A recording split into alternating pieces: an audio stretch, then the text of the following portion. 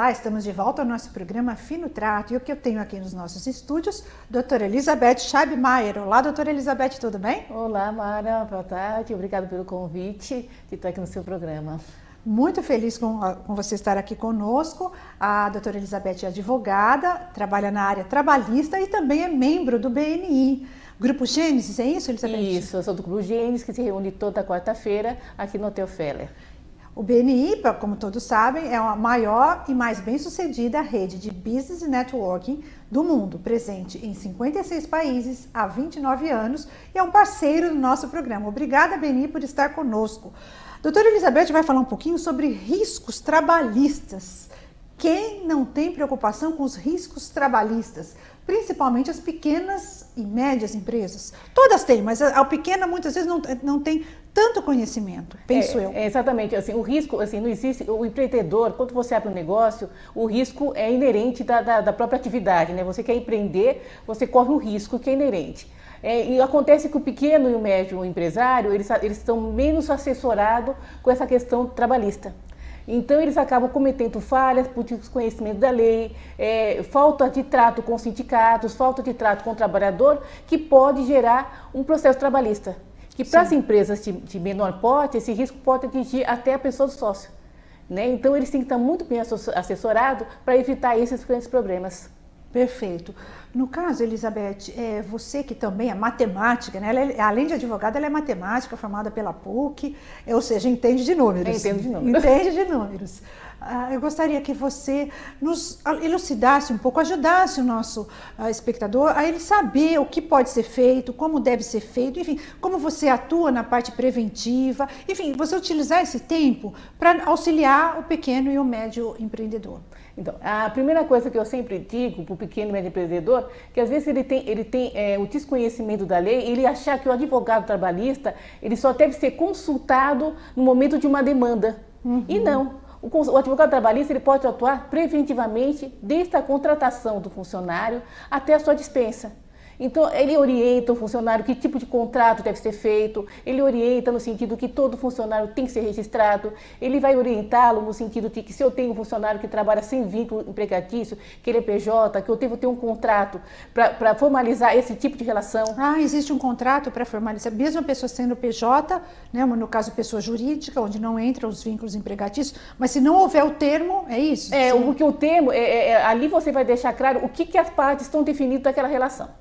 Qual é a remuneração, qual é o tipo de trabalho que a pessoa vai prestar. Né? Então, estando ali documentado quais são as relações, fica muito mais fácil para que depois eu venha provar em juízo que aquela relação não é uma relação de vínculo empregatício, e sim uma relação de profissionais parceiros. Parceiros, exatamente, que não é empregado, é parceiro. Até o escritório orienta, inclusive, de quanto há uma mistura da relação do parceiro com o empregado, que às vezes a pessoa confunde.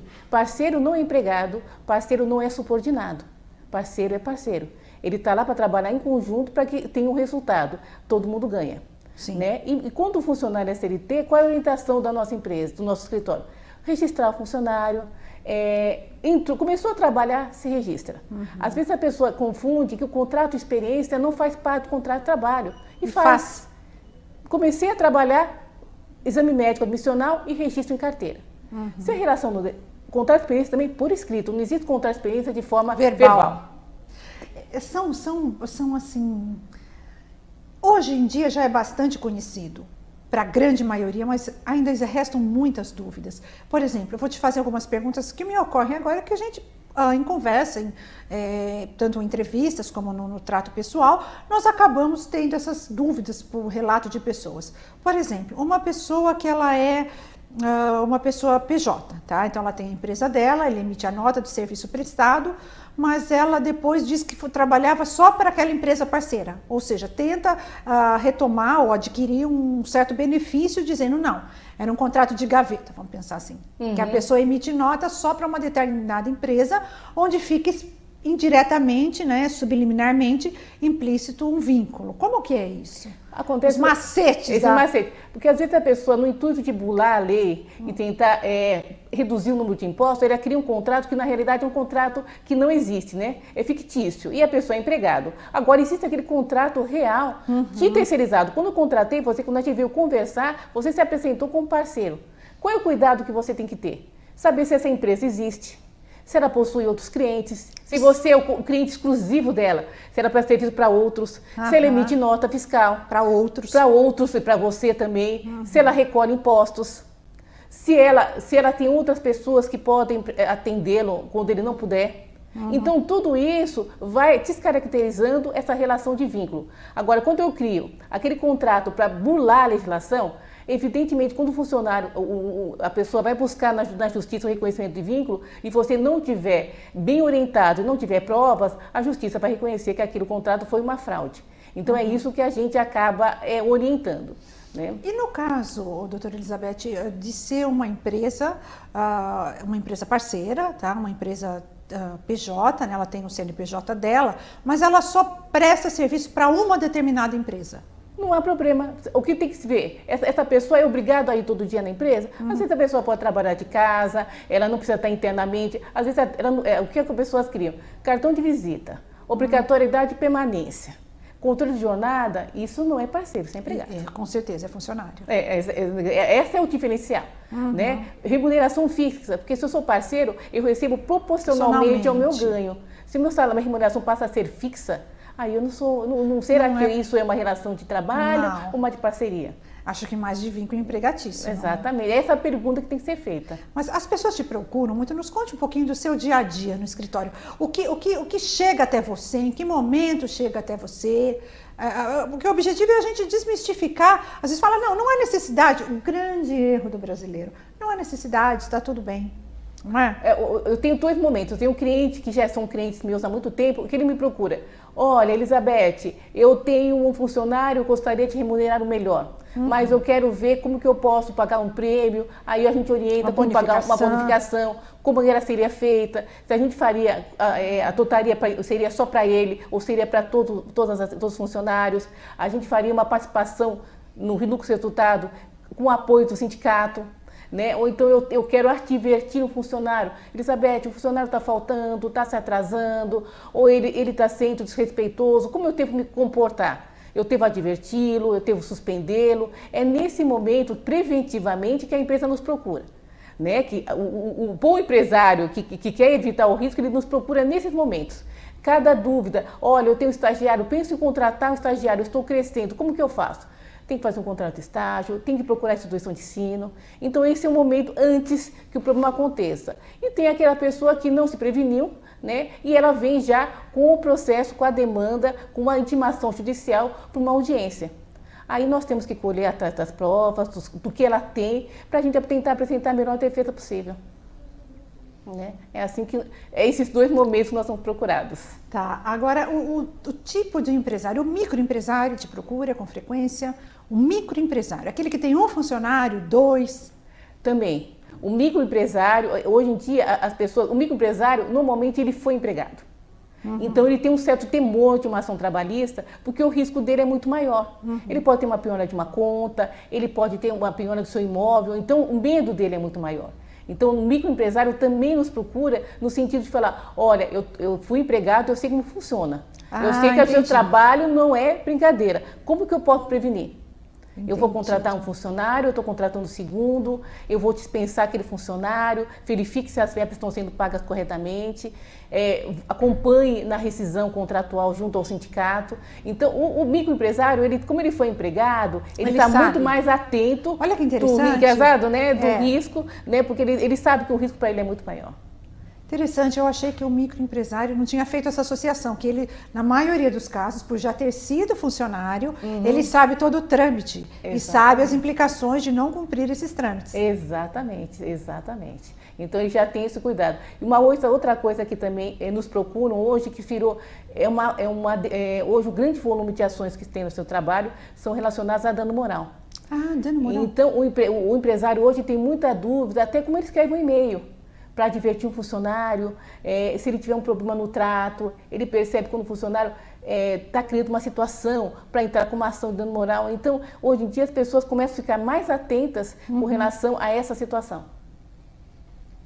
Em termos de dano, existem assim, situações, por exemplo, eu não sei se configura o dano moral.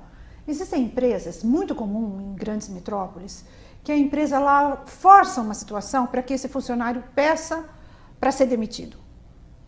Para ela não ter que pagar os encargos, etc, etc. Então, existe um termo popular que se diz que a pessoa fica fritando aquele funcionário. E não estou falando de funcionários sem qualificação, não. Estou falando, às vezes, de executivos de, não vou dizer de altíssimo nível, acho que, mas ocorre em todos os níveis. E isso se configura o dano moral? Se configura. Em primeiro lugar, essa situação que você deixa o funcionário na geladeira, inativo, encostado, para que ele se sinta tão desconfortável que ele peça demissão, em primeiro lugar, que é possível reverter essa demissão, né? Comprovar que a demissão eu fui levado a pedir a demissão, né? Eu fui coagido por uma coação moral. Né? Eu fiquei encostado, não me estava mais nenhum serviço, nenhuma atividade, eu acabei ficando encostado, eu me vi obrigado a pedir demissão. A justiça acaba convertendo esse pedido de demissão em uma demissão sem justa causa. E os encargos acabam sendo pagos. Gente, como é bom ter informação. Então, não é maravilhoso. Eu fico muito grata de você estar aqui elucidando sobre esses temas que eu não sabia, para mim não era claro. Essa situação que você colocou do funcionário, que ele fica na geladeira e depois pode ser convertido numa demissão forçosa. Exatamente. Agora, como se faz essas provas? Olha, não sei se estou perguntando se é inadequada. A questão é, de uma maneira geral. A pergunta realmente, na justiça do trabalho a gente tem uma seguinte máxima.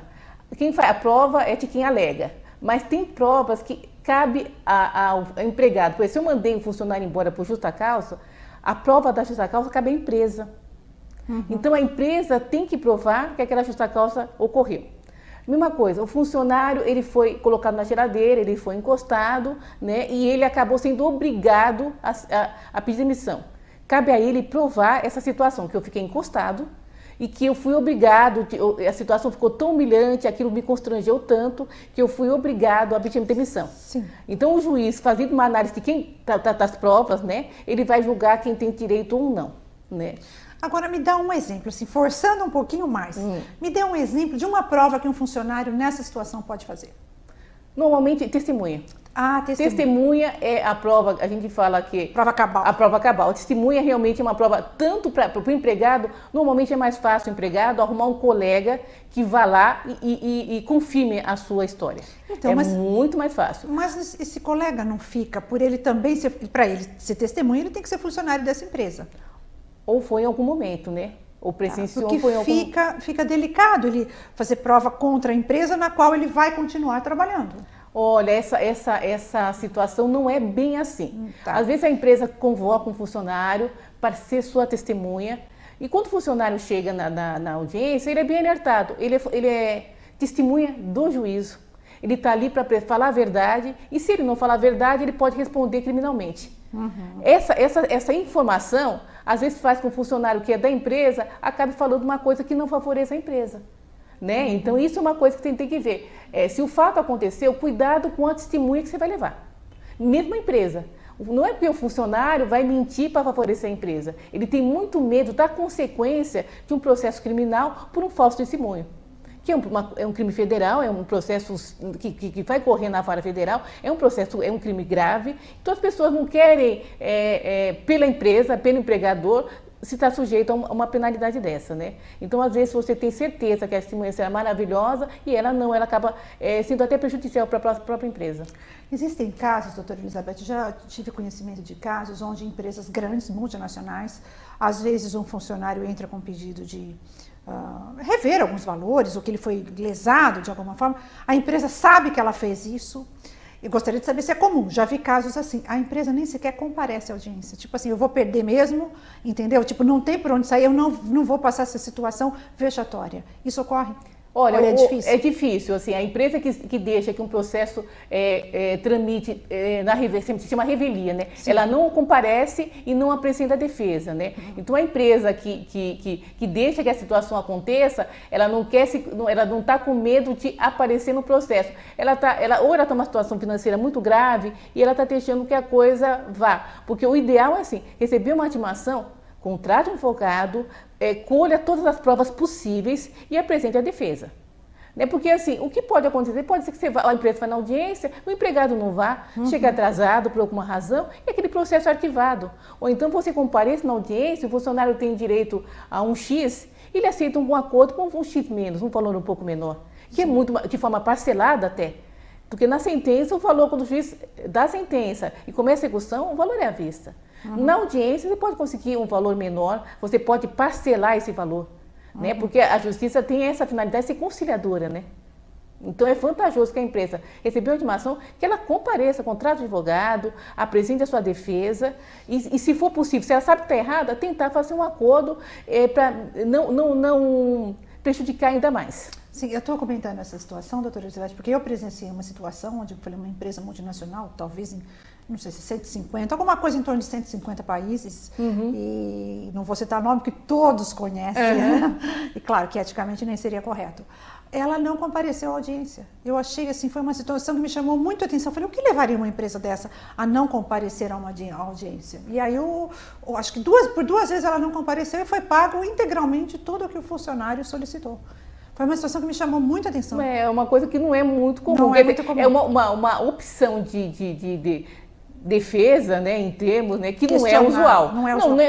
Assim, se for uma orientação do advogado, não é usual. Não é usual. Não é usual. Porque de repente, porque prova, né? De repente a pessoa pede um X e você prova que não é bem aquilo, ou então ele alega. Sim. Porque assim, o processo além de ser, ele é uma questão técnica, né? Sim, claro. Então, quando o juiz analisa, às vezes tem uns pedidos que não se fundamentam, ou então que não atendeu às técnicas processuais e que o juiz já interfere de plano. Então, a partir do momento que você não foi lá para apresentar essa defesa, você está dando margem a que tudo que se pleiteou seja aceito, né? Seja aceito. Você sabe que eu acho, assim, doutora Elizabeth, que existem coisas que a gente deveria aprender no máximo no nível médio. E eu acho que a advocacia deveria ser uma dessas matérias. Principalmente os princípios. Os nossos direitos básicos, direitos constitucionais. Como você falou agora, citou uma determinada lei, que é uma lei federal. Ou seja, a população não conhece essa realidade. Eu acho assim, o que precisa é assim, entender essa relação de patrão-empregado. As pessoas têm direitos e têm obrigações. Sim. E isso é para ambas as partes. Sim. O empregado tem que conhecer os seus direitos, como a empresa tem que conhecer os direitos dos empregados. Né? Para que a relação fique mais fortalecida, todo mundo cresce. O empregado que trabalha numa empresa que respeita os seus direitos, ele produz mais e a empresa vai ganhar mais, com certeza. Com certeza. Doutora Elizabeth, eu quero agradecer a sua presença aqui, o nosso tempo é limitado e espero trazer você aqui outras vezes para nos esclarecer, vou abrir para perguntas e que você possa a gente agendar e você voltar a estar aqui conosco. Será um prazer, Mária. Pode me chamar que eu venho aqui orientar, tirar as dúvidas dos seus não seria que são ouvintes, né? Dos seus internautas, pode ser internautas. Então, para finalizar, mais uma vez, eu quero agradecer ao BNI. Você faz parte do grupo Gênesis, é isso? Gênesis foi o primeiro grupo BNI no Brasil, por isso tem esse nome de Gênesis. No início, até um embasamento fazendo uma citação à Bíblia, né? No livro do Gênesis, onde tudo começou, não é? Foi o primeiro grupo do Brasil, 5 anos. O Gênesis completou 5 anos, é isso? Isso, agora em fevereiro o Grupo Gênesis fez 5 anos. Realmente é um grupo que tem sido feito com carinho. Ele, além de ser o primeiro grupo, é um grupo que está sempre reiniciando, né? Ele tem essa postura, né? De estar sempre se renovando, né? Há quanto tempo você está no BNI? Eu vai fazer 1 ano, eu estou desde agosto no BNI. Desde agosto do BNI. A Elizabeth é um membro muito ativo, muito participativo. O nosso programa, o que eu agradeço, o nosso programa chega ao final. Eu desejo a todos uma excelente semana e até a próxima semana, com esse friozinho gostoso. Beijo e até a semana.